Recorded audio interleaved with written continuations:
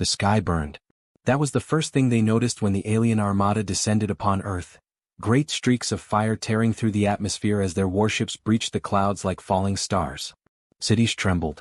Governments scrambled. The world held its breath, waiting for the inevitable demand, the ultimatum from beings who had crossed the void to claim what wasn't theirs. But when the aliens finally spoke, their message wasn't a declaration of war. It was a question. A single, trembling inquiry broadcast across every screen, every radio, every device on the planet. Asterisk, where are your elders? Asterisk. Confusion rippled through humanity. Elders? Did they mean our leaders? Our scientists? The aliens' translated words carried an urgency, a fear that didn't match the image of their towering, armored forms. Their ships, sleek and terrifying, hovered over capitals like executioners' blades, yet their voices shook. You are young, they insisted. Asterisk, too young to be alone. Where are the ones who came before you? Asterisk. No one understood. Not at first. Then the digging began. Not by them, by us. Ancient ruins, buried deeper than any civilization should be, were uncovered in seconds under the aliens' scanning beams. Temples older than writing. Monoliths humming with dormant energy. And beneath it all bones. Not of animals. Not of any creature recorded in Earth's history. Human bones. But not quite human. Too large. Too dense. Too different. The aliens recoiled. Their fear turned palpable. Their scanners flickered over the relics, the artifacts, the caverns hidden beneath mountains and oceans, and what they found shattered their certainty. Because the truth was written in the rock, in the metal, in the very DNA of the planet itself.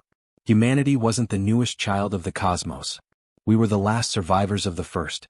The aliens had come expecting a young, fragile species to conquer. Instead, they stood on the grave of something far older, something that had once ruled the stars long before their empires had even been dreamed of. And as the first human scientists stepped forward, brushing dust off a device that hadn't been touched in millennia, a single pulsing light flickered to life. Somewhere deep below, something answered. And the aliens realized, far too late, what they had just awakened. The silence that followed was heavier than the warships looming in the sky. Scientists, soldiers, world leaders, everyone stood frozen, staring at the pulsing light in the depths of the unearthed chamber. It wasn't just a machine. It was alive. Or at least it remembered being alive. The aliens, once so sure of their dominance, now moved like prey sensing a predator. Their armored forms, which had seemed invincible moments ago, now looked fragile. One of them, taller than the rest, with markings like scars across its faceplate, stepped forward, its voice translator crackling with something like dread. You do not understand what you are touching, it said. Asterisk, this is not yours. Asterisk, but it was. The moment a human hand made contact with the device, the ground trembled. Not like an earthquake, more like a heartbeat. A slow, deep thrum that resonated in the chest, in the bones, like the planet itself was waking up. The light spread, crawling through hidden veins in the rock, illuminating symbols no living person could read. Yet somehow, the meaning slithered into the mind anyway. A warning. A welcome. A call. The aliens backed away, their weapons humming but unused. Their leader's voice was barely audible. Asterisk, we were wrong. You are not the inheritors. You are the asterisk survivors. That word hung in the air. Survivors? Of what? The ruins beneath their feet were older than any human civilization, older than the pyramids, older than the stars the aliens had sailed from. And yet, the bones were human, just not the humans of today. Something had happened here. Something vast. Something forgotten. Then the transmission started. At first, it was just static, strange, rhythmic pulses picked up by satellites and radio towers. But then the patterns became clearer. Not a language. Not a code. A voice. Faint, broken, but undeniably there. And it wasn't coming from space. It was coming from below. The aliens panicked. Their ships, which had hovered with such arrogance, now jerked back as if burned. Their scanners flickered wildly, mapping tunnels, chambers, entire buried cities that stretched beneath the continents like roots. And in every one the same symbols. The same echoes. The same presence. One of the human scientists, a woman with shaking hands and a mind too sharp to ignore the truth, whispered what everyone was thinking. Asterisk, they're not ruins. They're asterisk tombs. And something inside them was still breathing. The aliens had come to conquer a young, ignorant species. But humanity was never young. We had just been sleeping. And now, after millennia, something beneath the earth was telling us to wake up.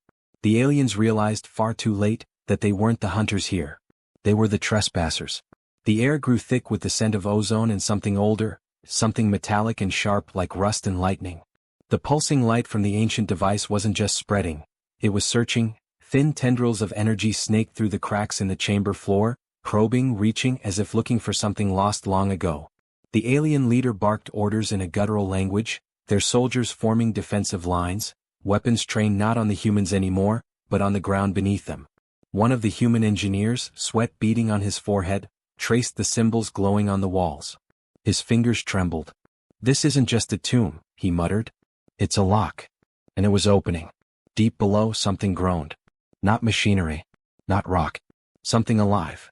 A sound so low it was less a noise and more a pressure, a vibration in the marrow.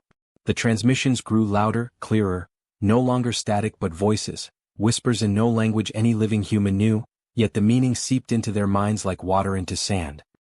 "We are here. We are waiting." The aliens were unraveling.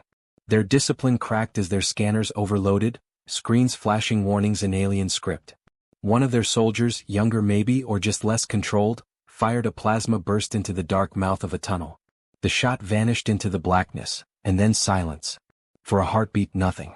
Then the ground screamed. The chamber shook like a struck drum. Cracks split the walls, dust raining down as the light from the device flared blindingly bright. And then, movement. Not from above. Not from the aliens. From below. Shadows shifted where no shadows should be. The air itself seemed to warp, like heat haze over desert sand, only colder. Much colder. The alien leader turned its faceless helm toward the humans, and for the first time, there was no arrogance in its stance. Only terror. "You do not know what you have done," it said, voice breaking. You were never meant to wake them. A human soldier, rifle clutched in white-knuckled hands, shot back, "Then why the hell did you dig them up?" No one had an answer. Because the truth was worse than any of them imagined. The ruins, the bones, the voices, they weren't just remnants of some long-dead civilization. They were wards, seals. Buried for a reason. And now, something that had slept since before the first human cities rose was stirring. The device's light pulsed faster, erratic, like a heartbeat racing toward panic. The whispers became words. The words became names. Our names. Not the aliens. Ours. As if whatever lay beneath knew its children had returned. The aliens were shouting now, their ship's engines whining as they powered up, preparing to flee. But it was too late. The sky above darkened, not with clouds but with something else. Something vast and shifting, like a curtain being drawn back to reveal a stage no one wanted to see. And from the tunnels below, something answered. The last thing anyone heard before the world tore open was a single deafening note. A sound like a horn from the depths of time. A call to war. Or a call to come home. The horn's echo hadn't even faded when the sky split. Not with light, not with fire, but with silence. A perfect, crushing absence of sound as the clouds peeled back like old parchment, revealing a blackness deeper than space. The alien warships shuddered mid-retreat, their engines sputtering as if gripped by an invisible hand. Down in the chamber, the air turned thick, electric, pressing against skin like the charged moment before a lightning strike. Then the whispers became a voice. Not from below. From above. A human child, small, unnoticed until now, pointed upward with a shaking finger. "They're looking at us," she said. And she was right. The darkness wasn't empty. Shapes moved within it, vast and indistinct, their edges blurring like mirages. Not ships. Not creatures. Something else. Something that made the aliens' terror seem childish by comparison. Their leader fell to its knees, its armor clicking against stone, and let out a sound no translator could fix. It wasn't a word. It was recognition. The device on the floor flared one last time, then shattered. A shockwave ripped outward, not of force but of memory. Images flooded every mind in the chamber, human and alien alike. A war. Not between nations but between epochs. Cities of light floating in skies now forgotten. Beings of shadow and flame clashing with armies clad in gold. And at the center of it all, us. But not as we are. Taller. Older. Eyes burning with a knowledge that had been buried with them. The visions vanished as suddenly as they came, leaving behind a single, searing truth. The aliens hadn't stumbled upon Earth by accident. They'd been sent. The leader's voice was a broken thing. They told us you were gone. They told us this world was empty.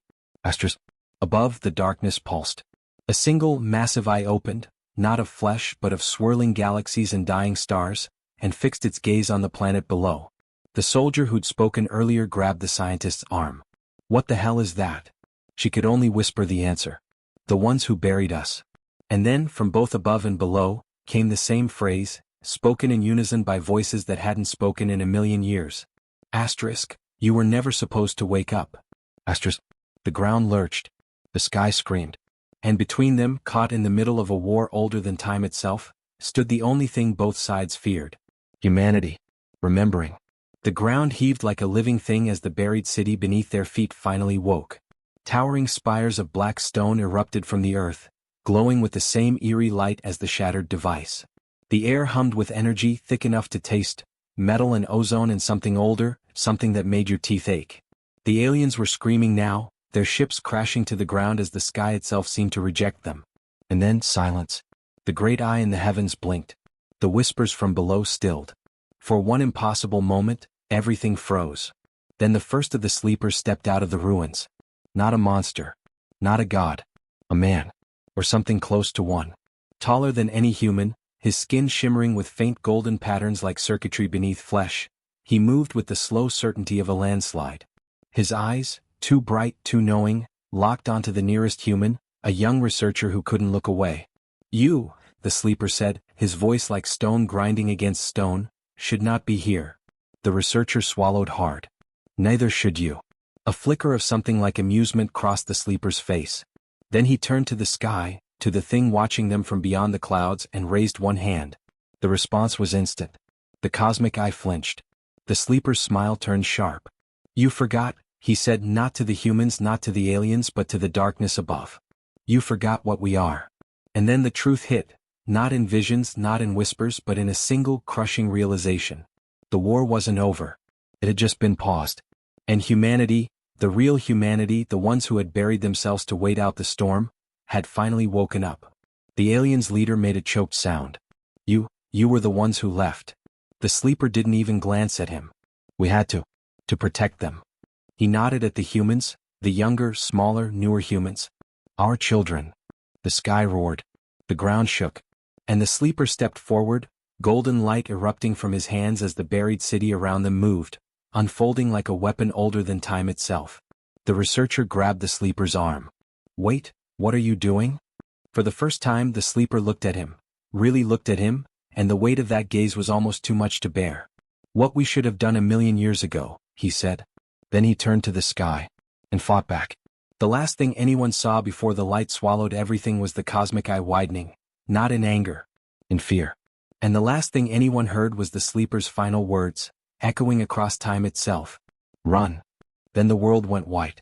And when the light faded, the sky was empty. The aliens were gone. And the sleepers? They were laughing.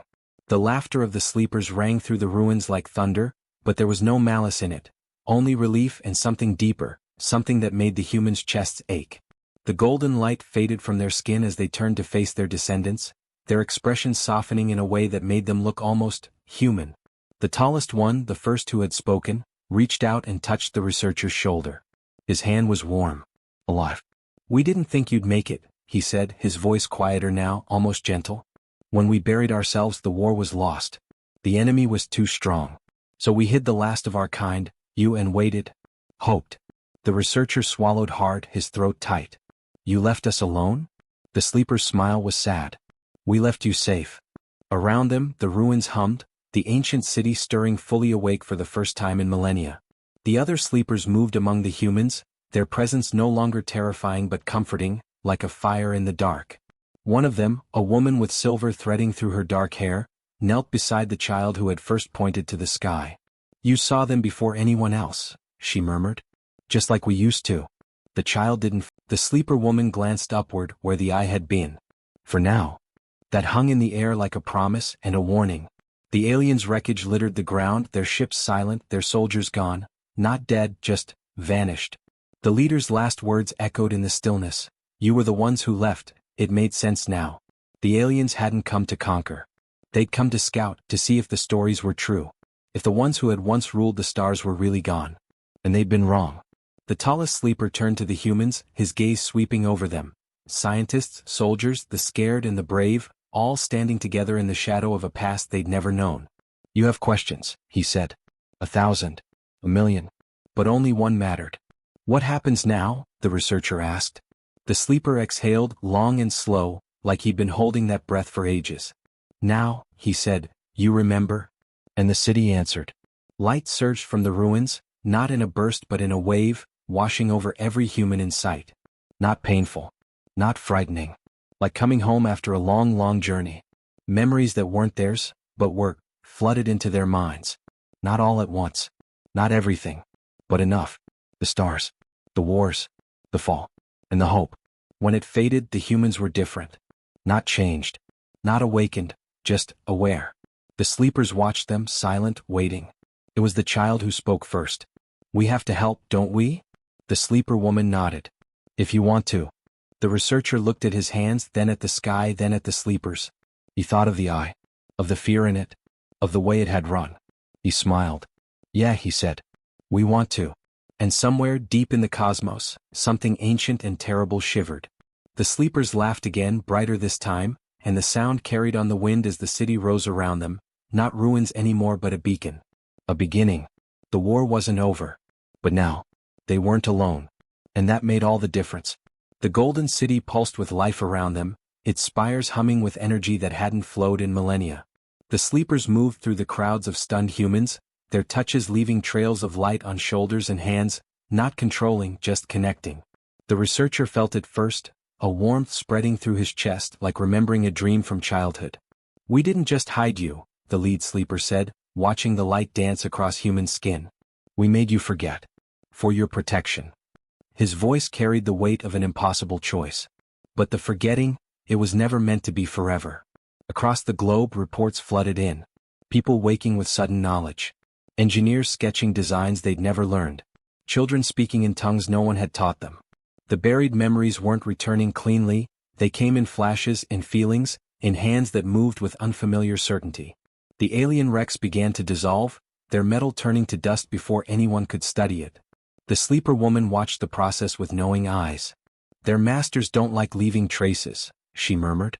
"But the message has been sent."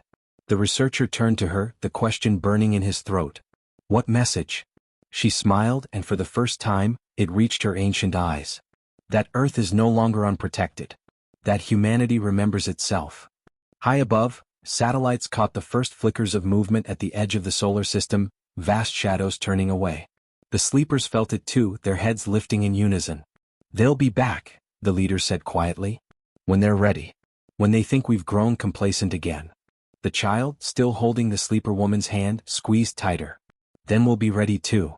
And in that moment, beneath the rebuilt spires of the first city, something remarkable happened.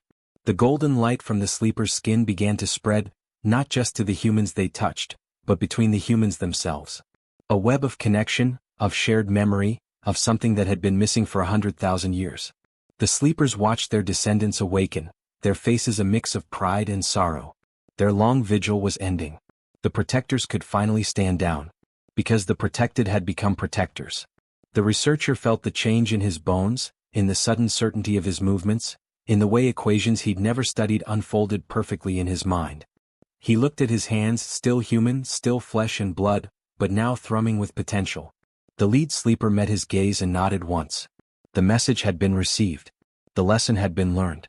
And somewhere in the dark between stars, the ancient enemy finally understood, their long, quiet hunt was over. Humanity was home.